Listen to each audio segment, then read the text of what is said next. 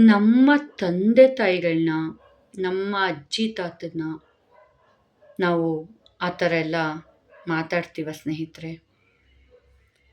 ಒಂದೊಂದು ಮಾತುಗಳು ಒಂದು ರೀತಿಯ ಬಾಣದ ಹಾಗೆ ಎದೆಯನ್ನು ಚುಚ್ಚುತ್ತಾ ಇತ್ತು ಅಲ್ವೇ?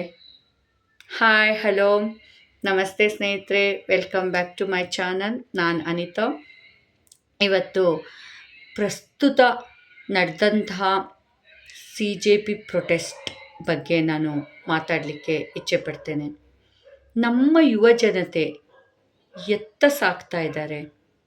ಅವ್ರು ಪ್ರೊಟೆಸ್ಟ್ ಮಾಡಿದ ತಪ್ಪು ಅಂತ ಹೇಳ್ತಿಲ್ಲ, ಅಥವಾ ಈ ಪೇಪರ್ ಲೀಕ್ ಇದೇನು ಮೊದಲ ಬಾರಿ ಅಲ್ಲ. ನಮ್ಮ ಭಾರತದಲ್ಲಿ ಬಹಳಷ್ಟು ವರ್ಷಗಳಿಂದ ಈ ಪೇಪರ್ ಲೀಕ್ ಅನ್ನೋದು ಒಂದು ದಂಧೆ ಮಾಡ್ಕೊಂಡ್ಬಿಟ್ಟಿದ್ದಾರೆ.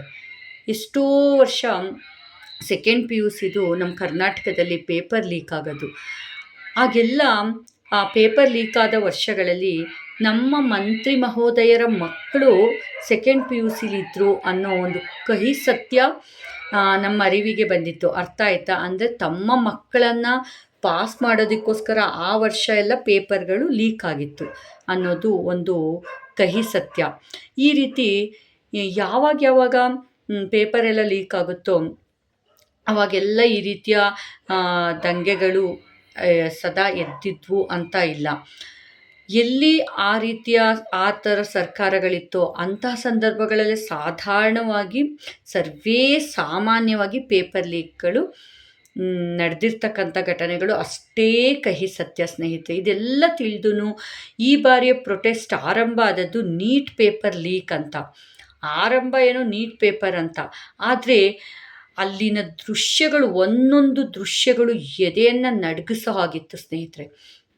ಒಬ್ಬೊಬ್ಬರ ಹತ್ರನೂ ಮೈಕ್ ಹಿಡ್ಕೊಂಡು ಹೋದಾಗ ನಮಗೆ ತಿಳಿದು ಮಟ್ಟಿದ್ದು, are you a NEET student? No. ಒಬ್ಬ ಹೇಳ್ತಾನೆ ನೀಟ್ ಸ್ಟೂಡೆಂಟ? ಎಸ್. ಏನು ಓದ್ತಿದ್ದೀರಾ? BA. ಅವನಿಗೆ ನೀಟ್ ಯಾವುದು BA ಯಾವುದು ಗೊತ್ತಿಲ್ಲ. ಇನ್ನೊಬ್ಬ ಹೇಳ್ತಾನೆ BSc. ಏನೇನು ಸಬ್ಜೆಕ್ಟ್ ಓದ್ತಿದ್ದೀರಾ? ಕಣ್ಣು ಬಾಯಿ ಬಿಡ್ತಾನೆ. ಇನ್ನೊಬ್ಬ BA. ಏನು ಸಬ್ಜೆಕ್ಟ್ ಓದ್ತಿದ್ಯಾ? ಅದು ಪೊಲಿಟಿಕಲ್ ಸೈನ್ಸು. ಬಾಯಿ ಬೆಬ್ಬೆ. ಅವ್ರಿಗೆ ತಾವು ಏನು ಓದ್ತಾ ಇದ್ದೀವಿ ಅನ್ನೋದೇ ಗೊತ್ತಿಲ್ಲ. ಅಸಲಿಗೆ ಅಲ್ಲಿ ಬಂದಿದ್ದವರೆಲ್ಲ ವಿದ್ಯಾರ್ಥಿಗಳು ಅಲ್ವೋ ಅನ್ನೋದೇ ನಿಜವಾದ ಅನುಮಾನ. ಎಷ್ಟೋ ಜನ ಗೂಂಡಾಗಳು. ಅವರ ವರ್ತನೆ ಅಂತೂ ಅಬ್ಬಬ್ಬ, ಆ ದೇವರಿಗೆ ಪ್ರೀತಿ. ನೋಡ್ತಾ ಇದ್ದ ನಮಗೇನೆ ಮೈಯೆಲ್ಲ ರಕ್ತ ಕುದಿಯೋದು. ಆದರೆ ನಾವೇನು, ಏಕೆಂದರೆ ಅಲ್ಲಿರ್ತಕ್ಕಂತಹ ಪಾಪ ದೊಡ್ಡ ಅಧಿಕಾರಿಗಳು, ಆ ಪೊಲೀಸವರು ಅವರನ್ನೇ ತಿಂದು ಹಾಕ್ಬಿಟ್ರು, ಹೊಟ್ಟೆ ಉರಿಸಿದ್ರು ಅಂತಲೇ ಹೇಳ್ಬೋದು. ನಮ್ಮ ಯುವ ಜನತೆ ಎತ್ತ ಸಾಕ್ತಾ ಇದೆ. ಯಾರೋ ಜಸ್ಟಿಸ್ ಪ್ರವೋಕಿಂಗ್, ಆ ಪ್ರವೋಕಿಂಗ್ನ ತಗೊಂಡು ಬಂದಿದ್ದವರೆಲ್ಲ ಗೂಂಡಾಗಳು ಮತ್ತು ಕೆಲಸ ಇಲ್ಲದಿದ್ದವರು ಎಲ್ಲರಿಗೂ ಒಂದಿಷ್ಟಿಷ್ಟು ಅಂತ ಅಮೌಂಟು ಸಿಗುತ್ತೇನೋ ಬಂದಿದ್ರು. ಮತ್ತು ಹೊಟ್ಟೆ ತುಂಬ ಊಟ ಸಿಗ್ತಿತ್ತು ರುಚಿಯಾಗಿ. ಆರಾಮಾಗಿ ಡ್ಯಾನ್ಸು ಮಾಡ್ಕೊಂಡು ನೋಡಿದ್ದೀರಾ ಅನಿಸುತ್ತೆ ನೀವು. ಎಷ್ಟೋ ಜನ ಡ್ಯಾನ್ಸ್ ಮಾಡ್ಕೊಂಡು ಎಂಜಾಯ್ ಮಾಡಿದ್ದಾರೆ. ಹೊಟ್ಟೆಗೆ ಬೇಕಾದ ಊಟ, ತಿಂಡಿ, ಜ್ಯೂಸು ಟೈಮ್ಗೆ. ಬೇಕಾದಷ್ಟು ಕಲ್ಲು ತುಂಬಿದ್ದಂಥ ಲಾರಿ ಸಹ ಅಲ್ಲಿ ನಿಂತಿತ್ತು ಅಂತೀವಿ. ನಿಜಕ್ಕೂ ಆ ಲಾರಿ ಎಲ್ಲಿಂದ ಬಂತು? ಇದೆಲ್ಲ ದೊಡ್ಡ ತನಿಖೆ ಆಗಬೇಕಿದೆ. ಅದೇ ಆಗುತ್ತೆ ಮುಂದೆ. ಇವರೆಲ್ಲರ ಹೆಡೆಮುರಿನ ಕಟ್ತಾರೆ ನಮ್ಮ ಪ್ರಧಾನಿಯವರು ಅಂತ ನಾವು ನಂಬೋಣ ಸ್ನೇಹಿತರೆ. ನಾವು ನಮ್ಮ ಪ್ರಧಾನಿಯವ್ರ ಜೊತೆ ಇರೋಣ, ನಮ್ಮ ದೇಶನ ಕಾಪಾಡ್ಕೊಳ್ಳೋಣ. ಅಬ್ಬಬ್ಬ, ಎಂಥ ಯುವಕರು ಯುವತಿಯರು, ಅದರಲ್ಲೂ ನಮ್ಮ ಯುವತಿಯರ ಬಗ್ಗೆ ಅಂತೂ ನಿಜವಾಗೂ ಏನು ಹೇಳಬೇಕು ಅಂತಲೇ ಗೊತ್ತಾಗ್ತಾ ಇಲ್ಲ. ಅವರ ಬಾಯಿಂದ ಬರ್ತಿರ್ತಕ್ಕಂತಹ ಮಾತುಗಳು ಅಬ್ಬಬ್ಬ ಕಿವಿ ಮುಚ್ಕೊಳ್ಳೋ ಹಾಗಿತ್ತು ಸ್ನೇಹಿತರೆ. ನಿಜವಾಗೂ ಅವರು ನಮ್ಮ ಮನೆ ಹೆಣ್ಮಕ್ಳುಗಳ ಅನ್ಸೋದು. ಈ ಹೆಣ್ಮಕ್ಳುಗಳು ನಮ್ಮ ಮನೆ ಮುಂದೆ ಸೊಸೆಯರಾಗ್ಬಿಟ್ರಬ್ಬ, ದೇವರೇ ಇಂಥ ಸೊಸೆನೂ ಬೇಡ ನಮ್ಮ ಮನೆಗೆ, ನಮ್ಮ ಮಗ ಮದುವೆ ಆಗದೇರೂ ಸಾಕು ಅನ್ನೋ ಸ್ಥಿತಿಗೆ ಈಗ ಗಂಡೆತ್ತ ತಂದೆ ತಾಯಿಗಳು ಬಂದುಬಿಟ್ಟಿದ್ದಾರೆ. ತುಂಬ ಭಯ ಆಗ್ತಾ ಇದೆ. ಎಷ್ಟೋ ವಿಡಿಯೋಗಳು ಹರಿದಾಡ್ತಿದೆ. ದಯವಿಟ್ಟು ಈ ಹೆಣ್ಮಕ್ಳುಗಳನ್ನ ಗುರ್ತು ಮಾಡಿಟ್ಕೊಳ್ಳಿ, ಸೇವ್ ಮಾಡಿಟ್ಕೊಳ್ಳಿ ಇವ್ರ ಮುಖನ. ಮುಂದೆ ಅಪ್ಪಿತಪ್ಪಿ ನಿಮ್ಮ ಮನೆಗೆ ಸೊಸೆಯಾಗಿ ಬಂದರು ಅಂತ ಅವ್ರ ಬಾಯಿಂದ ಬರ್ತಿದ್ದ ಮಾತುಗಳನ್ನ ಕೇಳೋಕ್ಕಾಗ್ತಾ ಇರಲಿಲ್ಲ. ತಂದೆ ವಯಸ್ಸು 75+ ಆಗಿರ್ತಕ್ಕಂಥ ನಮ್ಮ ಪ್ರಧಾನಿಯವರ ಬಗ್ಗೆ ಅವರು ಆಡಿರ್ತಕ್ಕಂಥ ಒಂದೊಂದು ನುಡಿಮುತ್ತುಗಳು, ಅದು ನುಡಿಮುತ್ತುಗಳ ಕರ್ಣ ಕಠೋರ ನುಡಿಗಳು ಸ್ನೇಹಿತರೆ. ಒಬ್ಬಾಕೆ ಅವ್ರು ಹಿಡ್ದಿರ್ತಕ್ಕಂಥ ಪ್ಲಕ್ಕಾರ್ಡ್ಗಳಲ್ಲಿ ಬರೆದಿರ್ತಕ್ಕಂತಹ ಮಾತುಗಳನ್ನಂತೂ ಓದೋದಕ್ಕೂ ಆಗಲ್ಲ, ಅಷ್ಟು ಅಸಹ್ಯಕರವಾಗಿ ಬರ್ಕೊಂಬಂದಿದ್ರು. ಹೆಣ್ಮಕ್ಳುಗಳ ಇವರು, ಅದು ನಮ್ಮ ಫ್ಯೂಚರ್, ನಮ್ಮ ಭಾರತದ ಮುಂದಿನ ಪ್ರಜೆಗಳ ಇವರು ಅನ್ನಿಸೋದು. ಇವರೆಲ್ಲ ಜೆನ್ಝಿ ಅನ್ನೋ ಒಂದು ಇವರು. ನಾವು ಈ 90ರ ದಶಕದ ಮಕ್ಕಳು ನಿಜವಾಗೂ ಎಷ್ಟೊಂದು ಸಂಸ್ಕಾರಯುತವಾಗಿ ನಮ್ಮ ತಂದೆ ತಾಯಿಗಳು ಬೆಳೆಸಿದ್ದಾರೆ. ಅವ್ರಿಗೆಲ್ಲ ನಿಜವಾಗೂ ಧನ್ಯವಾದಗಳನ್ನ ಹೇಳಬೇಕು ಅನಿಸುತ್ತೆ.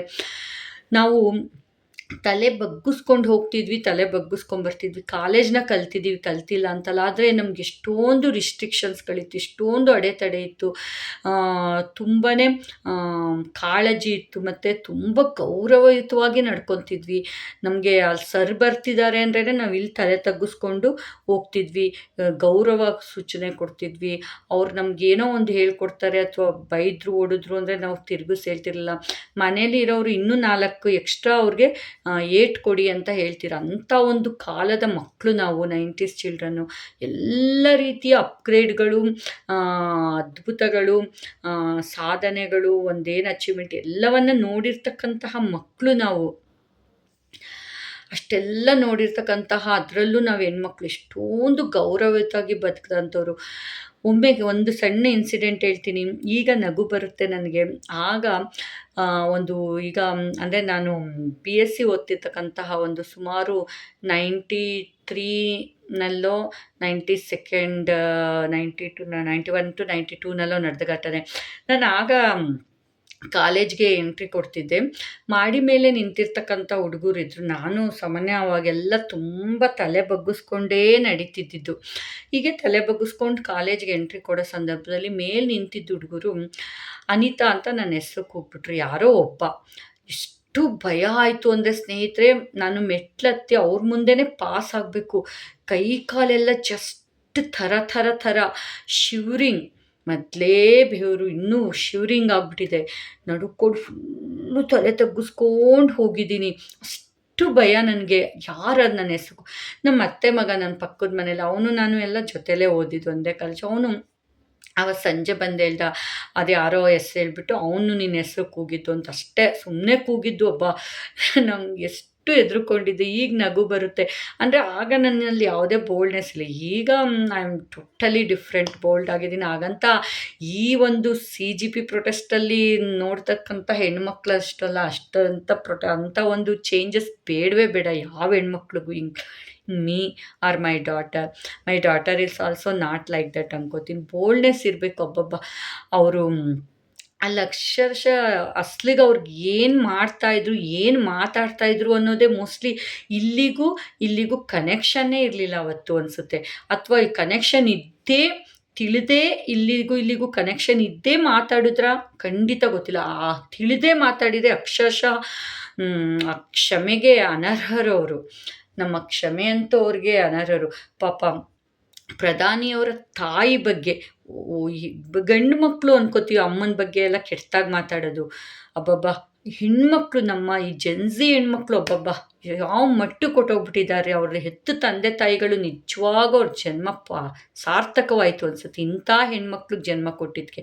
ಅಥವಾ ಅವರು ಬೆಳೆಸಿದ ವಾತಾವರಣನೇ ಆಗಿತ್ತು, ಅವ್ರ ಅಪ್ಪ ಅಮ್ಮನೂ ಹಾಗೆ ಇದ್ದಾರೋ, ಅಥವಾ ಪಾಪ ಇವರೇ ಈ ಕೆಟ್ಟ ಮಾರ್ಗ ಹಿಡಿತಿದ್ದಾರೋ ನಮ್ಮ ಹೆಣ್ಮಕ್ಳು ನಿಜಕ್ಕೂ ಗೊತ್ತಾಗ್ತಿಲ್ಲ. ಏನು ಮಾತಾಡ್ತಾರೆ, ತಾಯಿ ಬಗ್ಗೆ ಎಲ್ಲ ಮಾತಾಡಿದ್ದಾರೆ. ಪಾಪ ಪ್ರಧಾನಿಯವರು ಹೇಳ್ತಾರೆ, ಸತ್ತಿರೋ ನನ್ನ ತಾಯಿ, ರಾಜನೀತಿಗೂ ನಮ್ಮ ತಾಯಿಗೂ ಯಾವುದೇ ರೀತಿಯ ಸಂಬಂಧ ಇಲ್ಲ. ನಿಜ ಅಲ್ವಾ ಸ್ನೇಹಿತರೆ? ಆ ತಾಯಿ ಬಗ್ಗೆ, ಅದು ಸತ್ತೋಗಿರೋ ಆ ತಾಯಿ ಬಗ್ಗೆ ಮಾತಾಡಬೇಕಿತ್ತ? ಆ ತಾಯಿ ಬೆಳೆಸಿರೋ ಅವ್ರನ್ಗೂ, ಈ ತಂದೆ ತಾಯಿ ಬೆಳೆಸಿರೋ ಈ ಹೆಣ್ಮಕ್ಳಿಗೂ ಜಗಜಾಂತರ ವ್ಯತ್ಯಾಸ. ಬಾಯಿ ಮೇಲೆ ಬೆರಳಿಟ್ಕೋಬೇಕು. ಇವರ ಬಾಯಿಂದ ಬರ್ತಿರ್ತಕ್ಕಂಥ ನುಡಿಮುತ್ತುಗಳನ್ನ ಕೇಳಲಾರ್ದೆ ಕಿವಿಯನ್ನು ಮುಚ್ಕೋಬೇಕು ಸ್ನೇಹಿತರೆ. ಆ ಸ್ಥಿತಿಗೆ ಬಂದುಬಿಟ್ಟಿದ್ದೀವಿ ನಾವು. ನಮ್ಗೆ ಹೆಣ್ಮಕ್ಳಿಗಂತೂ ತುಂಬ ಭಯ ಆಗ್ತಾಯಿದೆ. ಯಪ್ಪ, ಇಂಥ ಹೆಣ್ಮಕ್ಳು ಅಪ್ಪಿತಪ್ಪಿನ ಮನೆಗೆ ಸೊಸೆಯಾಗಿ ಬಂದುಬಿಟ್ರೆ ಏನಪ್ಪ ಗತಿ ಅಂತ.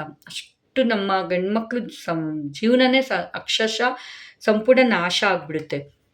ಇನ್ನು ಅಲ್ಲಿರ್ತಕ್ಕಂತಹ ಒಂದು ಹೆಣ್ಮಗು ಹೇಳ್ತಿದ್ದಿದ್ದು, ಪ್ರಧಾನಿಗೆ ಎಜುಕೇಷನಲ್ಲಿರೋ ಗೊತ್ತಿಲ್ಲ, ಡಿ ಗೊತ್ತಿಲ್ಲ, ಸಿ ಗೊತ್ತಿಲ್ಲ. ನೆಕ್ಸ್ಟ್ ಆಕೆನೇ ಕೇಳಿದ್ರು, ನೀವು ನೀಟ್ ಓದ್ತಿದ್ರಾ ಅಂತ. ಆಕೆ ಓದ್ತಾನೆ ಇಲ್ಲ, ಇನ್ನೂ ಕೇವಲ 10-15 ವರ್ಷದ ಹುಡುಗಿಯಾಗೆ, ಚಿಕ್ಕ ಹುಡುಗಿ ಆಗಿದ್ದಾಳೆ. ನೀಟ್ ಎಕ್ಸ್ಪೆನ್ಷನ್ ಹೇಳಿ, ಖಂಡಿತ ಅವಳಿಗೂ ಆ ನೀಟಲ್ಲಿರೋ ಎನ್ ಬಗ್ಗೆ ಗೊತ್ತಿಲ್ಲ, ಈ ಬಗ್ಗೆ ಗೊತ್ತಿಲ್ಲ, ಟಿ ಬಗ್ಗೆ ಗೊತ್ತಿಲ್ಲ ಅಂತ ನಾವು ಹೇಳ್ಬೋದಲ್ವ ಸ್ನೇಹಿತರೆ. ಹೋಗ್ಲಿ ನೀವೇನು ಓದ್ತಿದ್ದೀರಾ, CBSE student. Okay, CBSE expansion ಹೇಳಿ ಅಂತ ಕೇಳಿದ್ರು. ಓಕೆ, ಆ CBSE ಎಕ್ಸ್ಪ್ಯಾನ್ಷನ್ ಗೊತ್ತಿಲ್ಲ.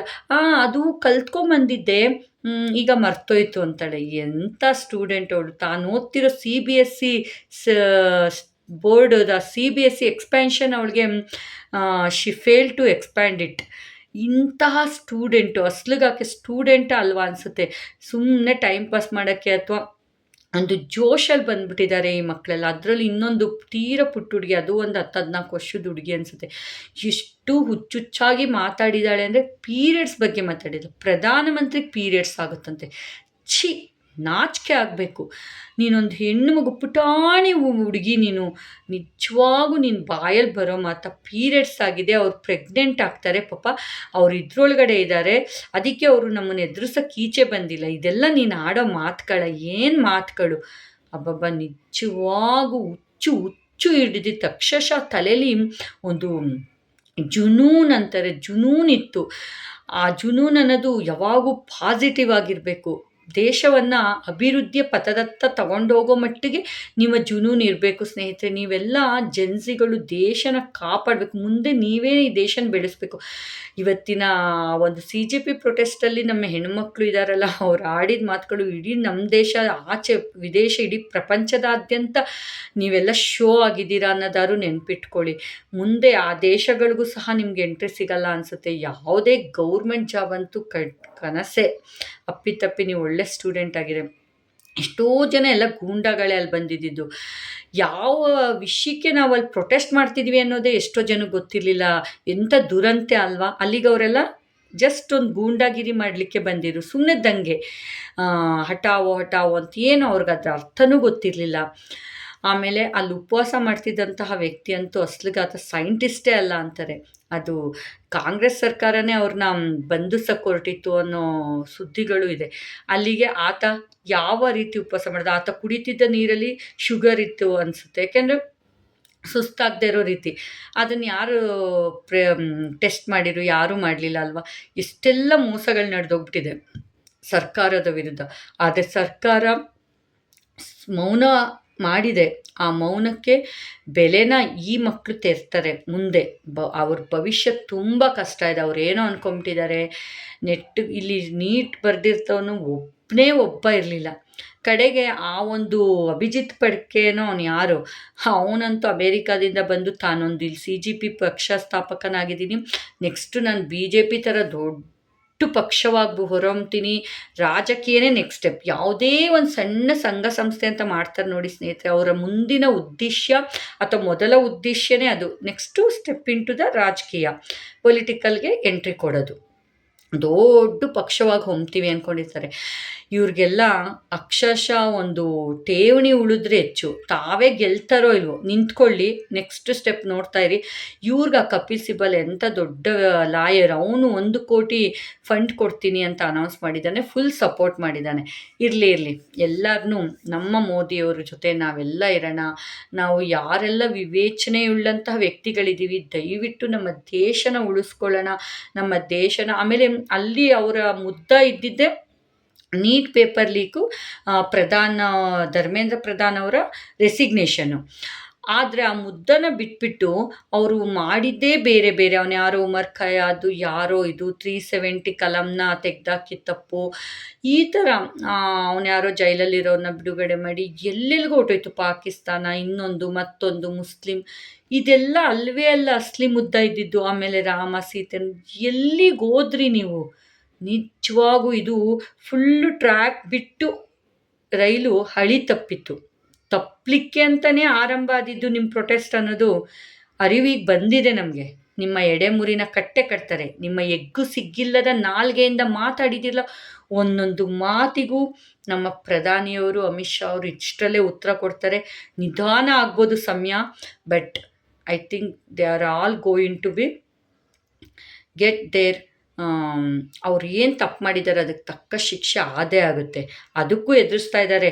ನೀವು ನಮ್ಮಲ್ಲಿ ಯಾರ ಮೇಲೂ ನಮ್ಮ ಇದನ್ನು ಏನೇ ಒಂದು ಆ್ಯಕ್ಷನ್ ತೊಗೋಬಾರ್ದು ಅಂತ. ಯಾಕೆ ತೊಗೋಬಾರ್ದು? ಪಬ್ಲಿಕ್ ಪ್ರಾಪರ್ಟಿ ಅದು. ಅದು ನಮ್ಮ ಟ್ಯಾಕ್ಸ್ ಹಣ, ನಿಮ್ಮ ಅಪ್ಪ ಅಮ್ಮ ಕಟ್ಟಿರೋ ಹಣದಿಂದಲೇ ಅದನ್ನೆಲ್ಲ ಸಂರಕ್ಷಣೆ ಮಾಡಿದ್ದಿದ್ದು. ಅದನ್ನೆಲ್ಲ ಹಾಳು ಮಾಡಿದ್ದೀರಾ. ಯಾಕೆ ತಗೋಬಾರ್ದು ನಿಮ್ಮ ಮೇಲೆ ಆಕ್ಷನ್? ಆ್ಯಂಡ್ ಈಗ who will take the accountability ಅಂತ ಕೇಳಿದ್ರಿ ಅಲ್ವಾ? So Pradhan has to be resign. So ಈ had already resigned. Now who has to take accountability for all that demolishes? ಇಷ್ಟೊಂದು ನಾಶ ಮಾಡಿದ್ದೀರಲ್ಲ, ಹಾಳು ಮಾಡಿದ್ದೀರ ಪಬ್ಲಿಕ್ ಪ್ರಾಪರ್ಟಿನ, ಕ್ರೋರ್ಸ್ ಆಫ್ ಲಾಸ್ ಮಾಡಿದ್ದೀರ ಗೌರ್ಮೆಂಟ್ಗೆ. ಈಗ ಅದನ್ನೆಲ್ಲ who has to take accountability?